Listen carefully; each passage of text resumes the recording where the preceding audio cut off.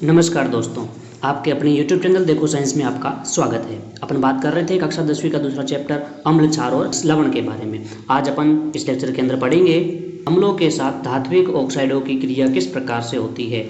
यहाँ पे देख सकते हैं आप कि एक अभिक्रिया दे रखी है, यानी कि जो अम्ल होते हैं वो धातु ऑक्साइड के साथ क्रिया करके लवण और जल बनाते हैं। यहाँ पे एक दे रखी है कॉपर ऑक्साइड जो है ये अम्ल के साथ में क्रिया करके कॉपर क्लोराइड बनाता है और हाइड्रोजन यानी कि जल जो है वो बाहर निकलता है।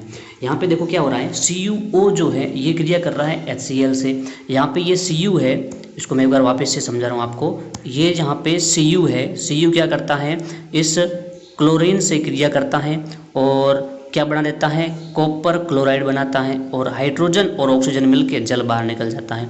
कॉपर क्लोराइड से के बनने से विलयन का नीला रंग हो जाता है, यानी कि जो विलयन बनता है वो कैसा होता है, वह नीले रंग का होता है, ये ध्यान रखना। धात्विक ऑक्साइड की प्रकृति हमेशा क्षारीय होती है। धातु ऑक्साइड जो होती है वो प्रकृति हमेशा क्षारीय होती है उनकी, क्योंकि ये अम्ल के साथ क्रिया करके लवण और जल बनाते हैं, ये ध्यान रखना। धात्विक ऑक्साइड जो होते हैं वो अम्ल के साथ क्रिया करके लवण और जल बनाते हैं, इसलिए क्षारीय प्रकृति के होते हैं। जैसे यहाँ पे एग्जाम्पल दे रखे हैं, CuO हो गया, MgO हो गया, मैग्नीशियम ऑक्साइड, ये चीज़ें। अब इसके बाद अपन थोड़ा आगे बढ़ते हैं। अब करते हैं अपन अधात्विक ऑक्साइडों की क्षार के साथ में अभिक्रिया। अधात्विक ऑक्साइड की क्रिया अपन क्षार से जब करवाते हैं तो भी लवण और यहाँ पे जल बनता है। अब अधात्विक ऑक्साइड अपन ने यहाँ पे क्या लिया, कार्बन डाइऑक्साइड लिया, और क्षार क्या है, यहाँ पे कैल्शियम हाइड्रोक्साइड क्षार लिया। यहाँ पे कैल्शियम जो है ये क्रिया करता है कार्बन डाइऑक्साइड से, यानी कि इस कॉपर से क्रिया करता है, और जिससे क्या बनता है, यहाँ पे CaCO3 बनता है और साथ में जल निकलता है बाहर। ये जो अभिक्रिया है ये इम्पोर्टेंट अभिक्रिया है, ये एक बार पूछी हुई है।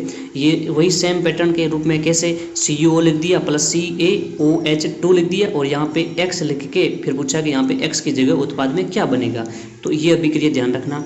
आगे देखते हैं, अधात्विक ऑक्साइड जो होते हैं उसकी प्रवृत्ति कैसी होती है, अम्लीय होती है, और जो विद्युत धारा प्रवाहित करते हैं। यानी कि यहाँ पे आपको ध्यान ये रखना है, जो धात्विक ऑक्साइड होते हैं उनकी प्रकृति क्षारीय होती है और अधात्विक जो ऑक्साइड होते हैं इनकी प्रकृति हमेशा अम्लीय होती है। उसके बाद में है जलीय विलयन में अम्ल और क्षारक। जलीय विलयन के अंदर अम्ल और क्षारक किस प्रकार से क्रिया करते हैं, अब बात करते हैं इसके बारे में। जल की उपस्थिति के अंदर अम्ल जो होता है आपको पता है हाइड्रोजन आयन उत्पन्न करता है।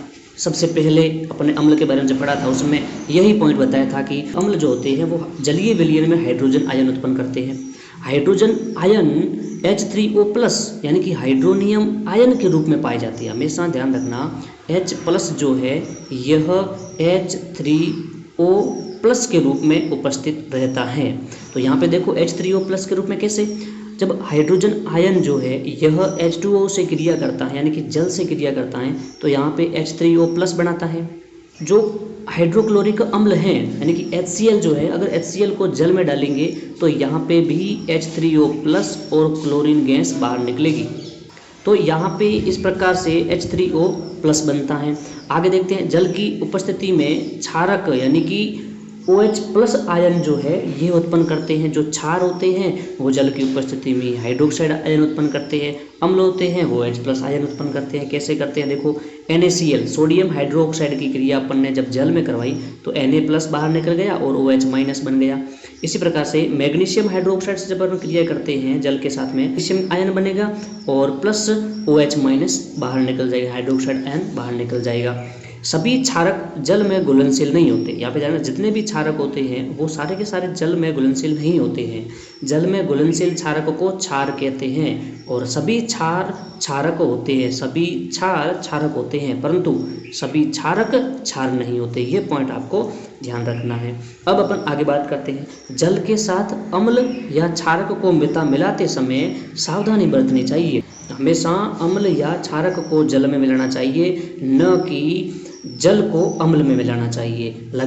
इसे लगातार हिलाते रहना चाहिए, क्योंकि यह प्रक्रिया अत्यंत ही ऊष्मा क्षेपी होती है, यानी कि यहाँ पे ऊष्मा का क्या होता है, उत्सर्जन होता है। इसलिए धीरे धीरे इसको हिलाना चाहिए, हिलाते हुए और जल के अंदर अम्ल मिलाना चाहिए।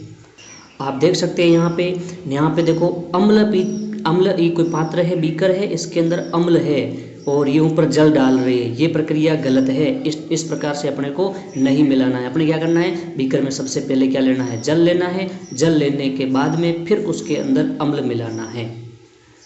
आगे देखो, सांद्र अम्ल में जल मिलाने पर उत्पन्न हुई ऊष्मा के कारण मिश्रण आस्फादित होकर बाहर आ सकता है तथा आप जल सकते हैं। साथ ही अत्यधिक स्थानीय ताप के कारण कांच का पात्र भी टूट सकता है।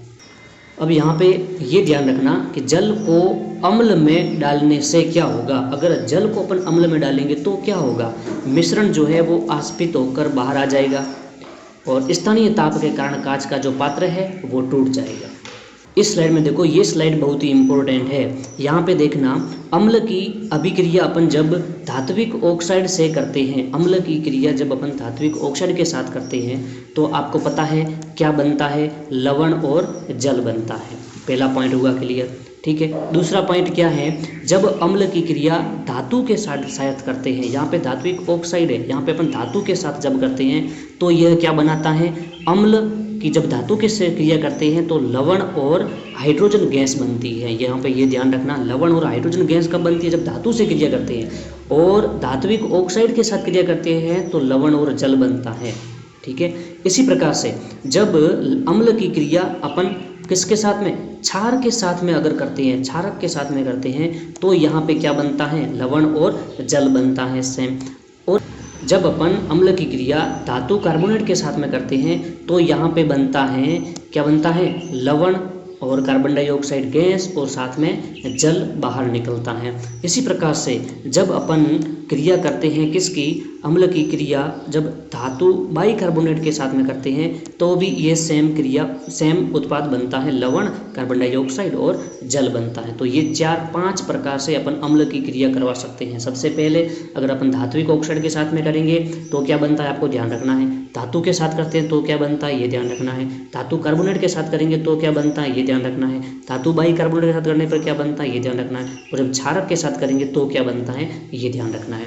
अब ये तो हो गई अम्ल की क्रिया है। अब अपन बात करते हैं क्षारक की क्रिया। क्षारक की क्रिया जब अपन अधात्विक ऑक्साइड के साथ में करते हैं तब यह लवण और जल बनता है। किससे, अधात्विक ऑक्साइड से करते हैं तो लवण और जल बनता है। जब अपन धातु के साथ में क्रिया करते हैं तब क्या बनता है, धातु के साथ में क्रिया करेंगे तो यह लवण और हाइड्रोजन गैस प्राप्त होगी। जब अपन क्रिया किससे करें, क्षारक की क्रिया धातु कार्बोनेट के साथ में करेंगे तो यहाँ पे यह कोई अभिक्रिया नहीं करेगा।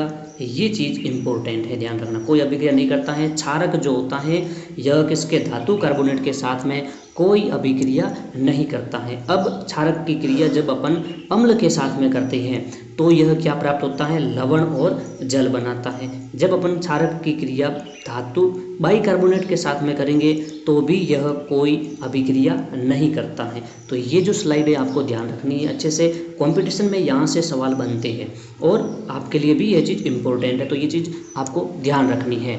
अब बात करते हैं अम्ल और क्षारकों की समानता। क्या क्या समानताएं होती है अम्ल और क्षारक में। सभी जितने भी अम्ल होते हैं वो हाइड्रोजन आयन देते हैं, ठीक है, और क्षारक जो है वो OH- आयन देते हैं जलीय विलयन में। जब कोई अम्ल या क्षारक जल में मिलाया जाता है तो यह तनुकृत हो जाता है और जल में मिलाने पर आयन की सांद्रता जो होती है वो H3O+ या फिर OH- में प्रति इकाई आयतन की कमी हो जाती है, यानी कि एक आयतन की कमी होती है, इसके अंदर ध्यान रखना, ठीक है। ये इसमें अम्ल और क्षारक में क्या होती है, ये समानता होती है। अब आगे बात करते हैं अम्ल तथा क्षारक की प्रबलता किस प्रकार से होती है। किसी क्षार या अम्ल की प्रबलता उसके द्वारा उत्पन्न हाइड्रोजन आयन और OH- आयन की संख्या पर निर्भर करती है, जो जलीय विलयन में डालते हैं तब बनता है। किसी अम्ल या क्षारक की प्रबलता हम एक सार्वभौमिक सूचक द्वारा ज्ञात कर सकते हैं। सार्वभौमिक सूचक है यूनिवर्सल इंडिकेटर से अपन ज्ञात कर सकते हैं। अनेक सूचकों का मिश्रण होता है यह सूचक, सार्वभौमिक सूचक। बहुत सारे सूचक मिलेंगे तब बनेगा यूनिवर्सल इंडिकेटर्स। यह सूचक किसी विलयन में हाइड्रोजन आयन की विभिन्न सांद्रता को विभिन्न रंगों में प्रदर्शित करता है। सूचक का मतलब ही क्या है, रंगों में प्रदर्शित करना। तो आज के लिए इतना, मिलते हैं कल एक और वीडियो के साथ में इसके बाद वाला आगे अपन पढ़ेंगे पीएच स्केल के बारे में, जो कि अलग ही एक इम्पोर्टेंट है, ठीक है। इससे सवाल भी बनता है आपके सीधा सीधा। तो कल अपन पढ़ेंगे पीएच स्केल के बारे में। आज के लिए इतना काफ़ी। अगर आप चैनल में नए हो तो सब्सक्राइब कर दो और ज़्यादा से ज़्यादा लाइक करो, शेयर करो। मिलते हैं नेक्स्ट वीडियो में। धन्यवाद।